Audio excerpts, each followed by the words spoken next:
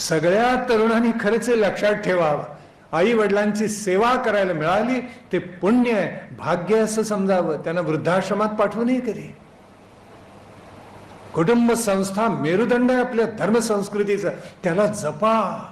उपनयन संस्कार अतिशय महत्वाचा आहे 16 संस्कारामध्ये, कारण त्याला विद्याव्रती व्हायचं असतं.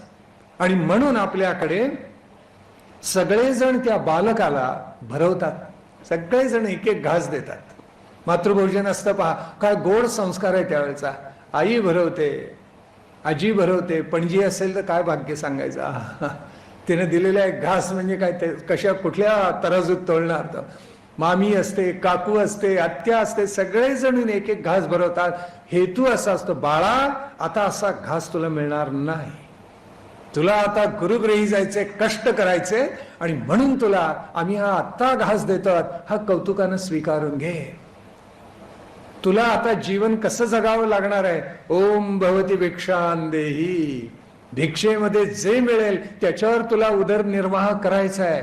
तुला यापुढे गरम पाणी स्नानाला मिळणार नाही, यापुढे तुला खेळायच्या वस्तू मिळणार नाही, यापुढे तुला चैनीनं जगता येणार नाही, यापुढे अकारण तुला दूरदर्शन बघता येणार नाही.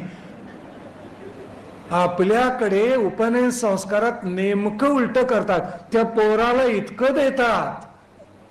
आपल्याला माहिती आहे उपनयन संस्कारामध्ये मुंज नावाचं गवत असतं, त्याची मेखला बांधतात आणि ती टोचते आणि त्यावेळेला त्याला सांगायचं असतं, होय आता असंच खडतर आयुष्य तुला जगायचं.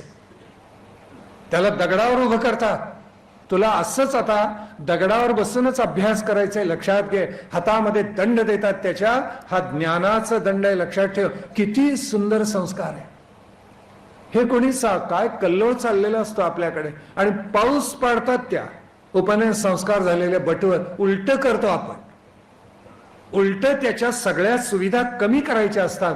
खडक लागल्याशिवाय अध्ययन स्वाध्याय कधी होत नाही, मऊ गादीवर बसून अभ्यास होत नाही. आजकाल म्हणे मुलं इकडे दूरदर्शन लावतात आणि अभ्यास करतात.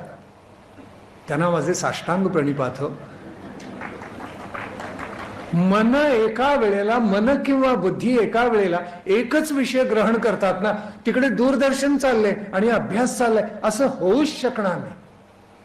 मन इतकं प्रगल्भ नाही आहे की 100 विषय एका वेळेला ग्रहण करेल.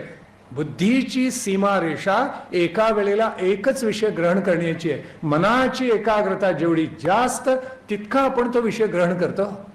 म्हणून विवेकानंदांचं एक वाक्य इतकं सुंदर आहे, ते उपनिषदांमधूनच आलेलं आहे. त्यांनी सांगितलेलं होतं, concentration is the only method of acquiring knowledge.